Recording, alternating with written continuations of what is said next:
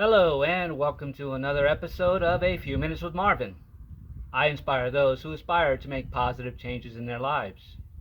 And it's spring training time, right? Baseball season's back. It's early April here in 2022, and we're all getting ready for the baseball season. Anyway, for those that are baseball enthusiasts, and in today's video, I want to really take a look at how baseball and life are pretty similar, right? In baseball, you have three strikes and you're out, and you have four balls and you walk, right? You also have a lot of just standing around in the field waiting for something to happen, or getting a line drive right at you, right? You got to put the glove in front of your face so it doesn't hit your your face, or you just have to react to something really quick, right? And make sure you just get that batter out or get that situation out of your life. Um, Also, you have the um, sitting on a bench, right? Is that what you do in life? You just sit on a bench and let somebody else do the hitting for you, you know? Um, so in many ways, baseball and life are the same. You there's many there's a lot of innings, right? There's 9 innings in baseball, and it can take a long time to get through that through that baseball game, right?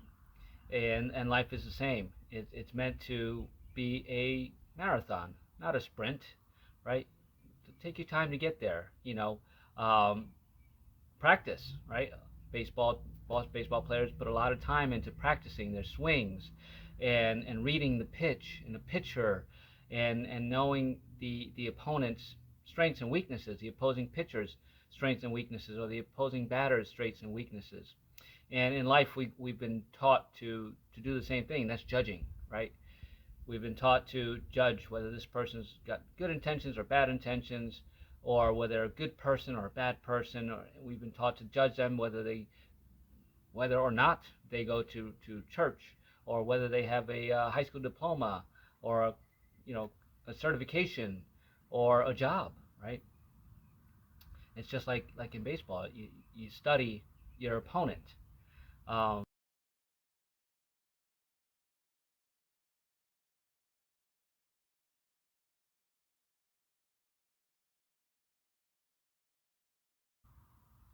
and I believe it's time for us to take a look at life through different color glasses now. Um, Instead of looking at it as it's we only have 9 innings. My God, we better do as much as we can in those 9 innings, um, so that we make sure we win, right? So that the commercials, the credits don't come rolling in before you're finished, right? Or you don't want to go into extra innings. You just want to get it done. But that works for baseball, you know, and a lot of people that watch baseball will tell you that it's boring, right? When it goes into extra innings, well, it can be exciting if it's a very tight game. Say it's 10-9 or something like that, and your team has a chance to win it in the bottom of the 13th, right? That's exciting, right? That brings a little excitement. But getting to that point can be pretty boring, you know, if each team just is 3 up, 3 down, and that's what life is, right? Life can have its ups and downs. It gets boring at times, where you're just coasting and you just sitting out in the outfield, waiting for that ball to be hit to you, right? So you can catch it, or avoiding it, because let's face it, it can be a challenge to get something come right at you when you unexpect it, when you're least expecting it, or if the sun's in your eyes, right? You can't really see it, right? You're searching for that ball. Oh my God, you lost it in the sun. Um, that happens in life. So what do you do when those things happen to you? We know what that right fielder does, right? He shields his eyes. Try to locate the ball, try to get right under it, and catch it, and bring it in. Um, but sometimes he has to dive into the stands to try to make this grandiose catch, right? To save the day. And so do we, right?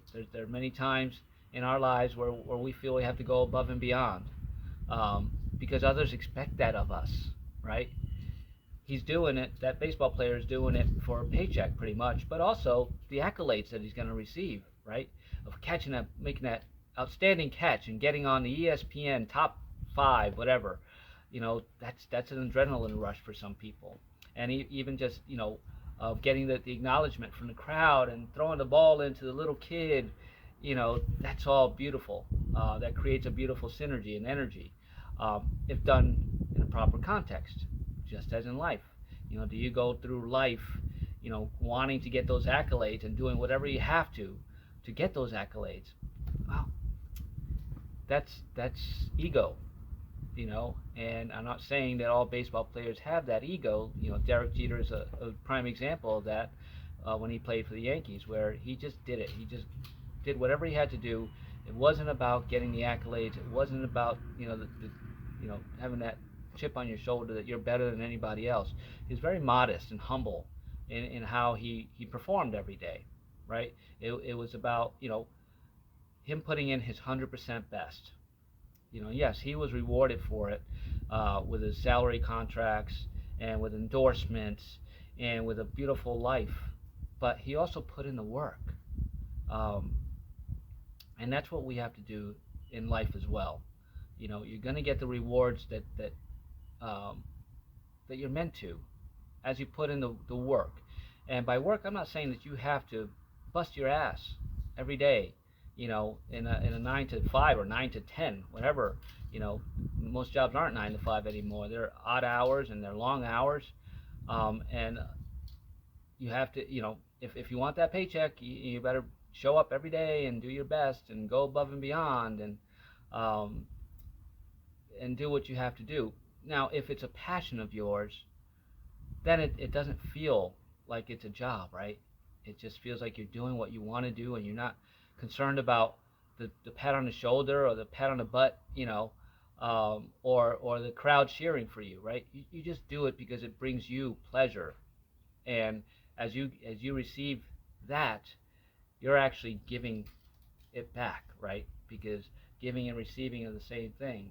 So as you're giving, you know, you're open to receiving, and that's what the baseball players do too, right? They give their best and they receive from first of all their endorsers, their sponsors, and the crowd, right? And the merchandise that's sold because of that. But conversely, they also receive the boos and the hisses when they don't achieve what the crowd is expecting, right? Is that a good thing? Not in my book. um, why can't we just be who we are and give all we can and accept that you've put in the work and you've done it, right? And can't that be enough, right? Do you have to, you know, receive judgment from anybody else because of it, right? And do you have to judge anybody else for it? That's life, folks. It's like it right now. It's like the baseball game because there is that judgment and the accolades or the boos or the competition. This is my favorite team. And that team sucks, right? That's how life is right now. But it doesn't have to be, and that's what this video is all about. There doesn't have to be a baseball season. There can just be you living your life, not worried about whether you're sitting on the bench watching everybody else go through life. What are you doing to get yourself off that bench? What's the work that you're putting in? And again, it doesn't have to be hard work. It just has to be a shift in your mindset. Instead of just sitting on that bench chewing your bubble gum and eating sunflower seeds, get up and do something. Or take that time, that deep rest. It's not depression, it's deep rest to figure out what it is that you do want to do.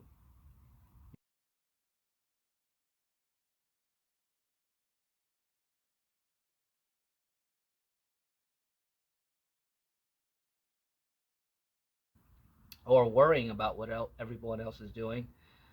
Take that time to go in and see what stats you can get for yourself, right? Again, using that baseball analogy, you know, what did you do today when you were presented with an opportunity?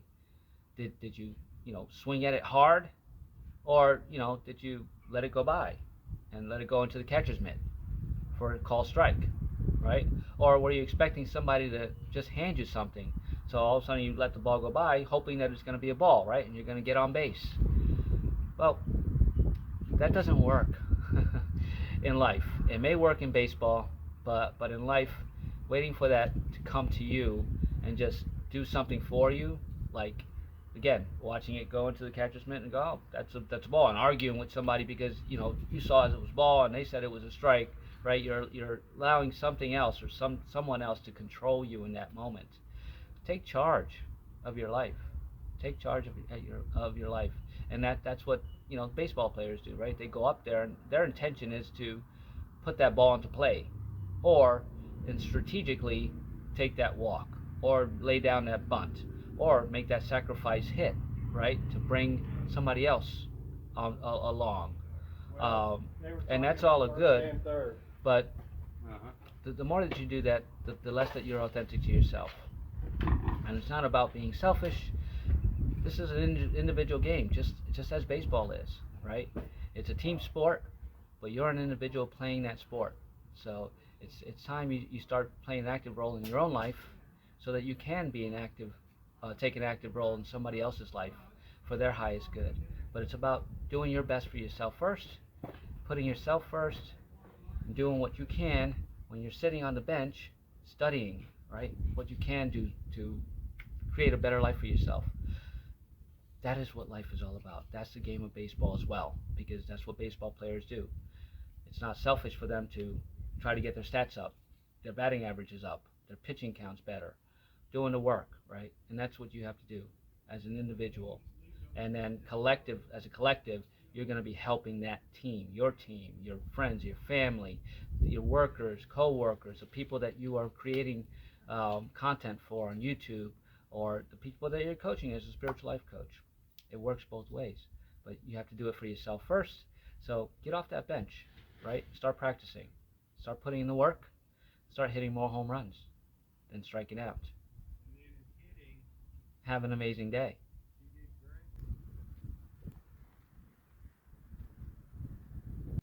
Be the best player in life that you can be, because that's all you can be. But in doing so, you're going to affect everybody around you and your environment for the better. So be the best that you can be. Start today.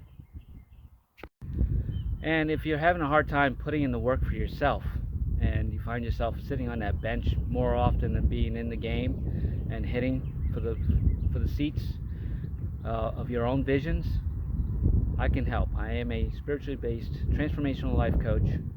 The link to my website is down below. Hit me up for a free 30-minute decompression session so we can get you off that bench and start playing in your baseball game, your game of life.